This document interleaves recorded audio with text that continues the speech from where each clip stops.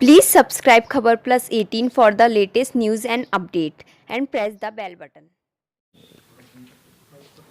जैसा मैंने शुरू में आपसे कहा था कि जो भी बदलाव करने होते हैं संगठन में या सरकार में, उसमें एआईसीसी, पीसीसी, सब वरिष्ठ नेता, मुख्यमंत्री मिलकर बैठकर चर्चा करते हैं और जो राजस्थान के हित में होगा, जो सरकार और संगठन को बेहतर तालमेल से चलाने करने की दिशा में काम होगा, उसको सब मिलकर करेंगे। और एआईसीसी ने पहले ही घोषणा करी है कि बहुत जल्द जो पॉलिटिकल अपॉइंटमेंट्स हैं, तमाम बदलाव हैं, वो इस जनवरी के महीने में करने हैं, क्योंकि चुनाव भी चल रहे हैं। 28 तारीख को पोलिंग है, लेकिन मुझे विश्वास है कि समय रहते ही जो समय सीमा एआईसीसी ने तय की है उसके अनुसार काम होगा। Thank you. छोड़ यार योगेश। हरियाणा में, उत्तर प्रदेश में, केंद्र में बीजेपी की सरकार है।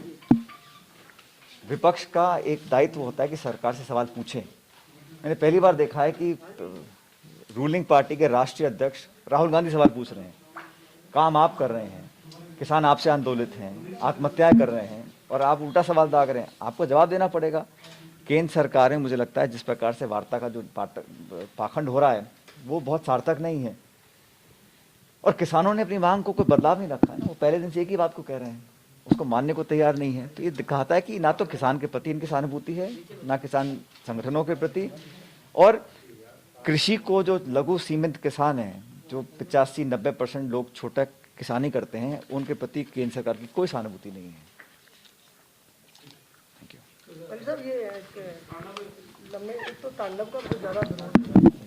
किसान संयम से 2 महीने से इस कड़ाके की ठंड में अपनी बातों को मनवाने के लिए अपनी गुहार लगा रहे हैं। लगातार उनको बार बार वार्ता के लिए बुलाया जाता है और एक तरह से उनको थकाने की कोशिश केंद्र सरकार कर रही है। और हम लोगों ने पहले भी कहा कि हमारी पार्टी किसानों के साथ है।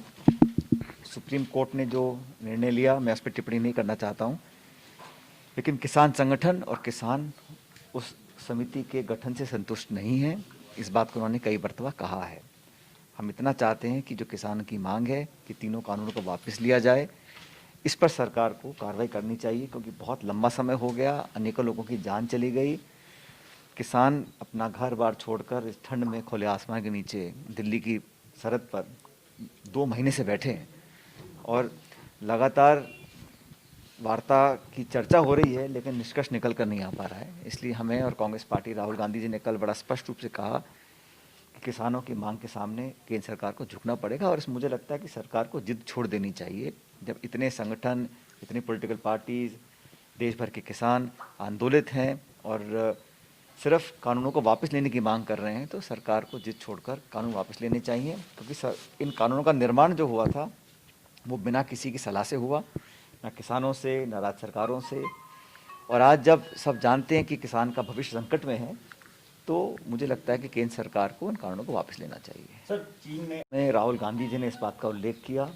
जब प्रमाण मिल रहे हैं तो कहीं ना कहीं केंद्र सरकार को आकर सफाई देनी चाहिए, स्पष्टीकरण करना चाहिए कि हमारी सीमाओं पर कोई किसी अन्य देश की सेना क्या आ गई है, कुछ लोग हमारी भूमि को अधिकृत कर रहे हैं या कर चुके हैं।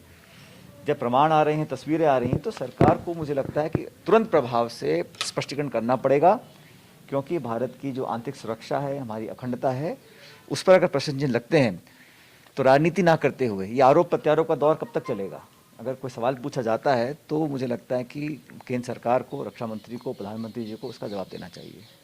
सर, फिल्म तांडव को लेकर के बहुत सारी बयानबाजी हो रही है राजनीतिक गलियारों में भी।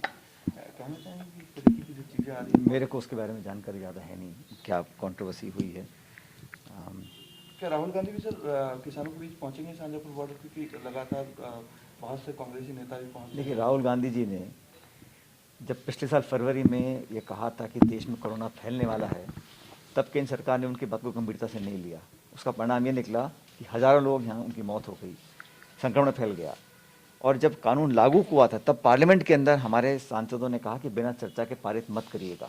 उस समय राहुल गांधी ने सचेत किया था, पंजाब में किसान यात्रा निकाली थी। सभी मांगों का हम समर्थन करते हैं और राहुल गांधी जी ने किसानों की बात को शुरू से, पहले दिन से रखा है, सदन के अंदर, सड़कों पे हर आंदोलनकारी को उन्होंने सहयोग और समर्थन सहानुभूति दी है। हमारे खुद सांसद कई हफ्तों से दिल्ली में धरने पर बैठे हैं, लेकिन ये सरकार ऐसी है कि ना तो किसी की सुनने को तैयार है, ना सार्थक चर्चा करने को तैयार है। अपनी जिद और अड़ियल रवैये से ये लोग बिल्कुल हटने को तैयार नहीं है। जैसा मैंने पहले कहा, ये तीनों कानून जल्दबाजी में बने और ज़बरदस्ती से बने। अब ज़बरदस्ती से संसद नहीं चलती है, ज़बरदस्ती से लोकतंत्र नहीं चलता। किसानों की अगर मांग है तो उसको सुनकर उस पर पालन करना चाहिए। संशोधन के लिए तैयार हैं, 18 में से 15 मांगों को मानने के लिए तैयार हैं, लेकिन कानून वापस नहीं लेंगे आप। क्या व्यवस्था है, किसके दबाव में कर रहे हैं, क्या किसानों की ज़िंदगी की कोई कीमत नहीं है? और जो आरोप लग रहे हैं किसानों के ऊपर, अलगाववादी हैं, नक्सलवादी हैं, तरह तरह के, ये अन्नदाता का अपमान है। मैं समझता हूँ केंद्र सरकार को अपनी राय स्पष्ट करनी चाहिए कि उन्हीं के तरफ से, उन्हीं के दल और सहयोगी लोग जो किसानों को अपशब्द बोल रहे हैं, उनका अपमान कर रहे हैं, क्या सरकार केंद्र की उन बातों से सहमत है? तो रक्षा मंत्री बोलते हैं कि मैं उनका अपमान सहन नहीं करूंगा, फिर उनको आप अलगाववादी, आतंकवादी, देशद्रोही बोल रहे हैं। मैं समझता हूँ ये अस्वीकार्य है सबको। बीजेपी के नेता गजेंद्र शेखावत जी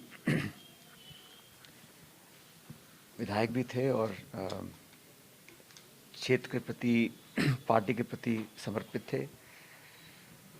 कुछ दिनों से बीमार चल रहे थे, दिल्ली में इलाज भी उनका हुआ, लेकिन बहुत अचानक और बहुत दुखद ये खबर मुझे आज सुबह मिली। और मैं समझता हूँ ना सिर्फ उनके क्षेत्र का, मेवाड़ का, राजस्थान का और पार्टी का, लेकिन मुझे व्यक्तिगत बहुत क्षति आज पहुँची है।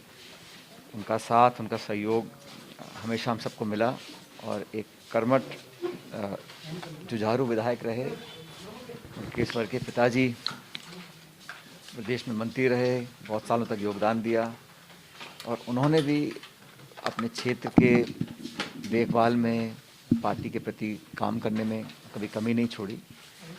और बहुत कम उम्र में उनका इस प्रकार स्वर्गवासी होना हम सबके लिए बहुत दुखद है। मैं उनके परिवार को, क्षेत्रवासियों को अपनी सांत्वना देता हूँ। जैसा मैंने कहा कि उस परिवार से बहुत पुराना लगाव मेरा व्यक्तिगत था। उनके जाने से हम सबको दुख भी है, क्षति भी है और उनकी कमी हमेशा हमको महसूस होती रहेगी। सर, किसान आंदोलन को लेकर लगातार किसान Please subscribe Khabar Plus 18 for the latest news and update and press the bell button.